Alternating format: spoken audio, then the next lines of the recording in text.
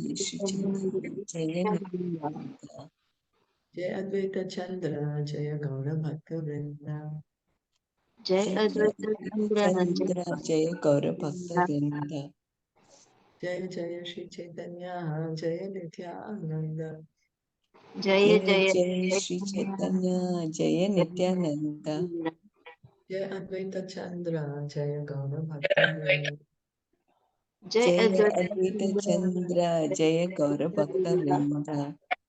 Jaya Jaya Shri Chaitanya, Jaya Nityananda. Jaya Jaya Shri Chaitanya Jaya Nityananda. Jaya Advaita Chandra, Jaya Gaura Bhakta Vrinda. Jaya Advaita Chandra Jaya Gaura Bhakta Vrinda. Can somebody like to read?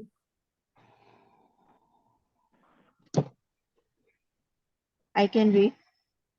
Yes, please. In Sanskrit, this highest stage is called prema. Prema can be defined as love of God without any expectation of exchange or return. Actually, the words prem and love are not synonymous. Yet, one can still say that prem is the highest stage of love. One who has attained prem is the most perfect human being. Srimad Bhagavatam 3.25.25 confirms this statement.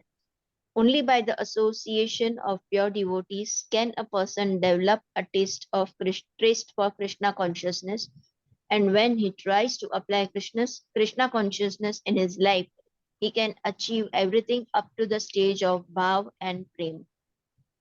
So, by engaging in Vaidhi Sadhana Bhakti, we are doing so at Vaidhi Sadhana Bhakti, no? Following the Yeah. rules and regulations, hearing and chanting under the orders of the great authorities. So then, Prabhupada is saying, Bhagavatam is saying that once we can apply that in our life, then Bhava and Prema has to come. As to Prabhupada would say, mango is unripe. In time, it will ripen. It's just a matter of time. And then here, Prabhupada is pointing out that prema and love are not synonymous. Yet one can still say that prema is the highest stage of love. Because prema, sometimes what happens that the Sanskrit words don't have the um, exact another word, dictionary word in the English language. So like Bhakti Rasamrit Sindhu, Prabhupada was saying Bhakti Rasamrit Sindhu, Rasa. There's no English word exactly. Rasa is that juice, that amrit. There's no The nectar? one. Hmm? Nectar, I'm sorry. isn't it? Nectar. Nectar. Nectar. He translated as nectar, but then rasa. Rasa is that also the mellow that we have with Krishna. Mhm. So, yeah, that's why he's saying that. But anyway, the idea is love without any expectation of exchange or return, not a business. I love you because you're giving this to me. I love you because you're doing this for me. No exchange. Loving for the sake of love. And each of us have that with Krishna, each of us. And it can be revived in the association of pure devotees. Only by the association of pure devotees that this love can be revived. Lord Chaitanya next describes the symptoms of a person who has developed from faith to the stage of bhava. Such a person is never agitated, even if there are causes for agitation. Nor does he waste his time, not even a moment. He is always anxious to do something for Krishna. Even if he has no engagement, he will find some work to do for Krishna's satisfaction. Nor does such a person like anything which is connected with Krishna. Which is not Although, connected with. nor does such a person like anything which is not connected with Krishna. I'm sorry. Although he is situated in the best position, it does not hanker after praise. He is confident in his work. He is never under the impression that he is not making progress toward the supreme goal of life, going back to Godhead. Since he is fully convinced of his progress, he is always very busy achieving the highest goal. He is very much attached to gratifying the Lord and enchanting or hearing about the Lord. And he is always attached to describing the transcendental qualities of the Lord. He also wants to live in holy places like Mathura, Vrindavan, or Dwarka. All these characteristics are visible in one who has developed to the stage of bhava. The bhava we read yesterday. What stage was that? Anyone? Anything about bhava? Is it sadhana? Sadhana bhakti? Bhava? Yes. Yes, sadhana bhakti can bring up to bhava. And we said that bhava is one stage before prema. Is it? Yeah. Prema is the highest. I mean, higher Yes. than. Yes. And just before prema, bhava is there. Yeah. So the emotion for Krishna is there. So what are the symptoms of a person who's in bhava? Not that he goes around showing that he has the 8 ecstatic symptoms in the body. He may or may not show. It's up to him. But how we can know this devotee is in the 8th stage of bhava? 24 hours a day. He's not wasting even a moment. He's always engaged in the service of Krishna for the pleasure of Krishna. 24 hours. Not that, oh, okay, 1 hour, 2 hours. No, entirely. He's just connected with Krishna 24 hours. Does not hanker praise. He's confident. He understands his relationship with Krishna. He understands that he's making progress, going back home, back to Godhead.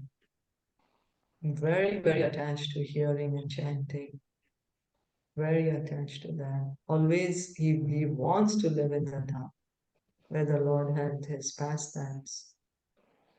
So this is what.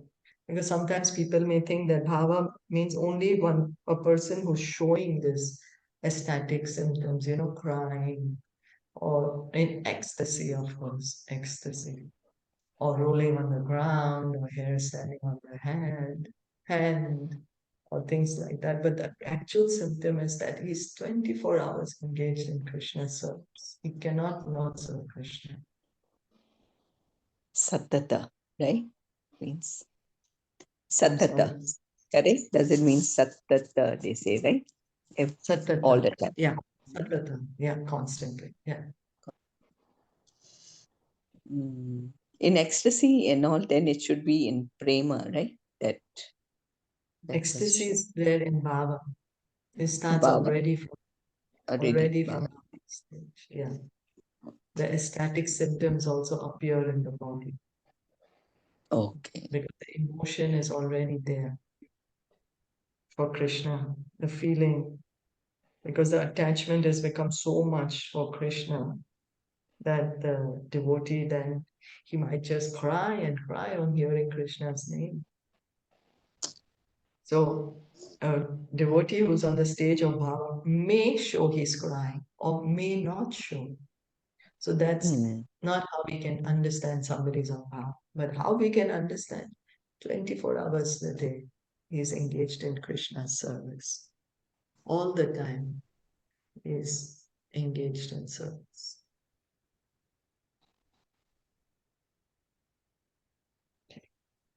We King continue reading. King Parikshit affords a good example of bhava.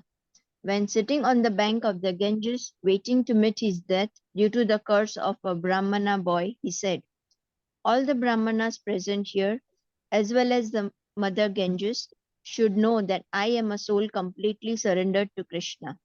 I do not mind if I am immediately beaten by the snake sent by the Brahmana boy. Let the snake bite me as it likes. I shall be pleased if all of you present here will go on chanting the message of Krishna. Such a devotee is always anxious to see that his time is not wasted in anything which is not connected with Krishna. Consequently, he does not like the benefits derived from fruitive activity, yogic meditation, or the cultivation of knowledge. He is simply attached to words favorably related to Krishna. Such pure devotees of the Supreme Lord always pray to him with tears in their eyes, their minds always recollect his activities, and their bodies always offer him obeisances. Thus they are satisfied. Any devotee who renders such devotional service dedicates his life and body for the purpose of the Lord. So here, Prabhupada is pointing out that Parikshit Maharaj is a good example. He didn't care when the snake bite is going to come, when the snake will come to bite him. He's just blissfully hearing Krishna's names. He's so attached to hearing and chanting. Hearing and chanting. That's what he's doing here. Prabhupada is saying, praying to the Lord. Mind is always thinking of the Lord. The body is always offering obeisances. King Bharat, after whom India is called Bharatvarsha, was also a pure devotee, and at an early age he left his household life, his beautiful devoted wife, his sons, friends and kingdom, just as if they were stool. This is typical of a person who has developed bhava in the course of his devotional service. Such a devotee always thinks of himself as the most wretched, and his only satisfaction is in thinking that someday or other Krishna will be kind enough to favor him by engaging him in devotional service. In the Padma Puran, another instance of pure devotion is found. There it is recorded that King Bhagirath, although the most elevated of human beings, was begging from door to door and was even praying to Chandalas, the lowest members of the human society. Prabhupada is giving the example of Bharat Maharaj. He was on the stage of Bhava. Yes. Then one will say, oh, then how come he became a diva? How come he had to fall down? How come he had material desire? Well, he is being an example for us, setting an example that we always need association, no matter even if we are on high stage as Bhava, we still need association of devotees because he was alone by himself doing his bhajan. He was very, very advanced devotee, and the whole world, India is called Bharatvarsh because of him. Then Prabhupada is pointing out he thinks of himself as the most wretched. He's not thinking, yeah, I'm such a great devotee, I'm so great. But he's thinking, I'm wretched. And he's completely waiting for the mercy of Krishna. But it's not that he's not doing anything and simply crying, but continuously engaging in Krishna's service. And another example is King Bhagirath begging door to door, even to the Chandalas.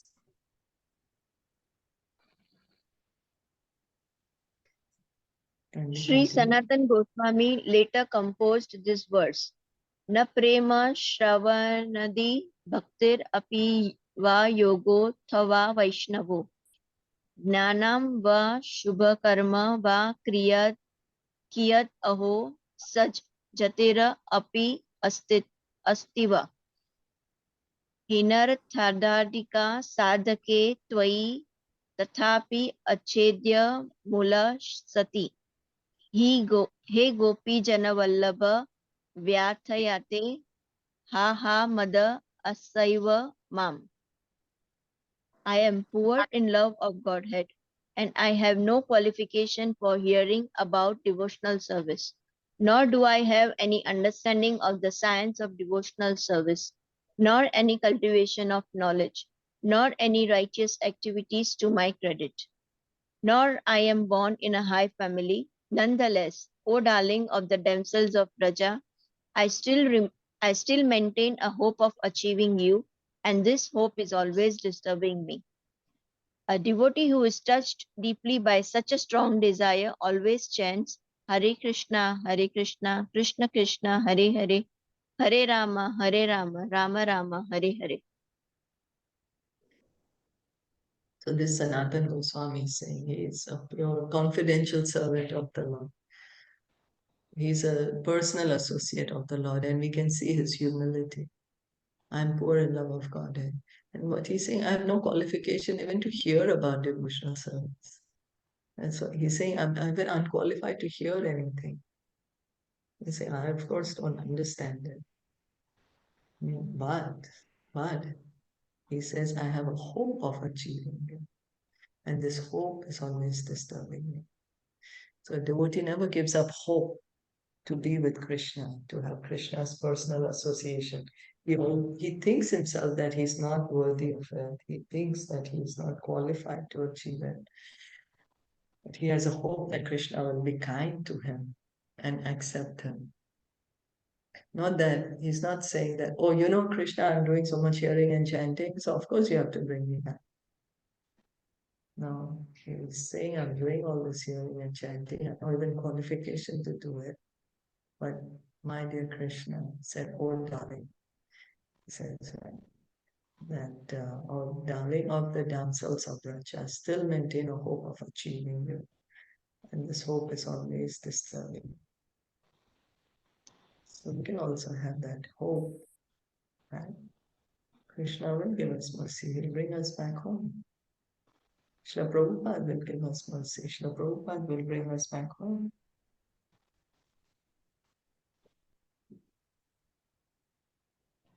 In this regard, the following verse by Bilva Mangala appears in the Krishna Karanamrit 32. Tvacha chai savam tri bhuvanad anubhutam iti avehi mach chapalam chateva vamam vadhi gamyam tat kim karomi viralam murali vilasi mugdham mukhambujam udikshitam ikshanabhyam. O Krishna, O flute player, the beauty of your boyhood activities is very wonderful in this world. You know the agitation of my mind. I know, and I know what you are. No one knows how confidential our relationship is. Although my eyes are anxious to see your face, I cannot see you. Please let me know what to do. A similar passage appears in the Bhakti Rasamrit Sindhu 1.3.38, in which Rupa Goswami states, Rodana Bindu Marandasyandi Driga Indi Varadya Govinda Tava Madhura Swara Kanthi Gayati Nama Vatam Valam Bala. O Govinda, this young girl with tears in her eyes is crying in a sweet voice, chanting your glories. Such pure devotees are always anxious to describe the glories of Krishna and to live in a place where he exhibited his pastimes. A similar verse appears again in the Krishna Karanamrita 92. The body of Krishna is so nice and his face is so beautiful. Everything about him is simply sweet and fragrant. And in the Bhakta Rasamrita Sindhu 1.2.156, O lotus-eyed one, when will I be able to always chant your holy name and be inspired by that chanting? When will I be able to dance on the banks of Yamuna? So we can see that the devotee is feeling himself very, very humble, and he wants to be with Krishna. He is waiting for Krishna. You know, the Bilvamangal Thakur is a great acharya, great pure devotee. He's written the Krishna Karanamrita. So he says, my eyes are anxious to see your face. I cannot see you. Please let me know what to do. So the great eagerness to see Krishna, the great greed to be with Krishna, the lolyam, that is what is needed. It's called lolyam. You know, we have So greed this for so is, many things. I'm sorry? I'm sorry. So this is Viraha, right? Viraha Bhakti. like they Viraha say, in separation. viraha means, yeah, in separation or, Yeah. Yes, that's right. okay, The great separation, the great longing to be together with Krishna. Yes. like And gopis, so, right? like the gopis, yeah. Yes. So here, and the acharyas, they're pointing out that we need to have this eagerness, this greed to be with Krishna, this lolyum to be with Krishna, the anxiety, when can I be with Krishna? That is the price that we need to pay to be with Krishna. We are greedy, we are anxiety for so many different things, but we need to have it for Krishna. And all the great devotees, they are showing us by these prayers that they have this great anxiety. The six Goswamis would say, oh, where is Radharani? Where is Lalita? Where is Vishakha? You know, a great longing, as you said, the viraha bhav, great mood of separation. Now, we may say we don't have this mood. Then we can cry that we don't have mood, and we don't have this mood, and we want to have this mood. We can beg to Krishna, God time. In this way, Lord Chaitanya described to Sanatana Goswami the symptoms of the bhava stage of devotional service. Lord Chaitanya next described the symptoms of actual love for Krishna. He said that no one can understand the words, activities, or symptoms of a person who has developed love of Krishna. Even if one is very learned, it is very difficult to understand a pure devotee in the stage of love of God. This is confirmed in the Bhakti Rasamrit Sindhu. When a person engaged in devotional service, in love of God, sings the glories of the Supreme Lord, his heart melts. Because the Lord is very dear to him, when he glorifies the Lord's name, fame, and so on, he becomes almost like an insane man, and in that condition he sometimes laughs, sometimes cries, and sometimes dances. He continues in this way without even considering his situation. By gradually developing his love of Godhead, he increases his affection, his emotion, and his ecstasy. The culmination of such attachment is Mahabhav, the highest stage of devotional love. It may be likened to rock candy, which is the most concentrated form of sugar. As it is concentrated, sugarcane juice goes through different stages: molasses, sugar, sugar candy, but the final and the most palatable state is rock candy. Similarly, the love of Godhead can gradually develop in such a way that transcendental pleasure is increased to the highest stage for the real devotee. Then Lord Chaitanya is saying that one who's actually developed love of Krishna, one cannot understand him, unable to understand. The heart is so soft because the love is already revived. And so then he becomes almost like an insane man. He's laughing, crying, dancing. Now we may think, oh my God, I don't want people to call me mad. Oh my God, people will laugh at me if I'm sometimes laughing, crying, and dancing. This is Krishna Prema. And Lord Chaitanya in his Antya Leela pastimes, when he's in the Gambhira, he's showing this, how he's just constantly immersed in thoughts of Krishna, constantly immersed. And it's the highest bliss that he's feeling. He's not crying out of suffering. He's not, he's not being on an insane position that, like we lose our mind and we become psychotic. No, it's not nothing to do on the mental platform. It's the highest because the love is so much like Radharani. She's seeing the bumblebee and she's speaking to the bumblebee, oh, that you're a messenger of Krishna. So this is just on the highest platform of love. And then Lord Chaitanya is saying that prema, then it becomes sweeter and sweeter, like sugarcane juice. When you can cook it and cook it, it becomes sweeter and sweeter. Gur, it will become like sugar and sugar candy. Then rock candy. Misri, that's the sweetest. So that's Mahabhav. Srimati Radharani has that. Mahabhav, the highest stage of love. So already reaching to the stage of love, and then love getting more and more sweeter, more deeper, more attachment, more ecstasy, more bliss. As affection, as emotion, and as ecstasy, it's increasing and increasing. Any questions or comments?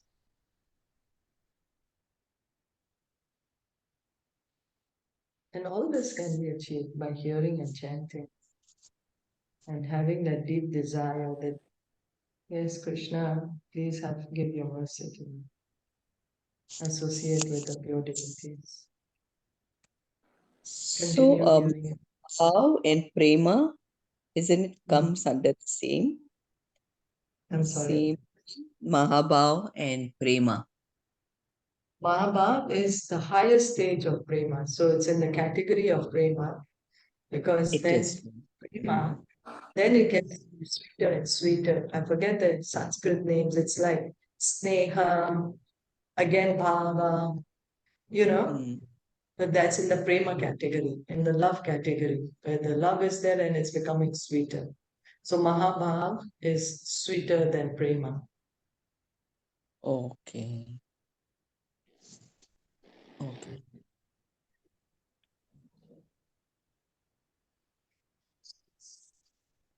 So let's stop here for today. Thank you so Yes. much for listening and joining in. Chaitanya Mahaprabhu ki jai, Shri Prabhupada ki jai, Gaur Bhakta Vrinda ki jai.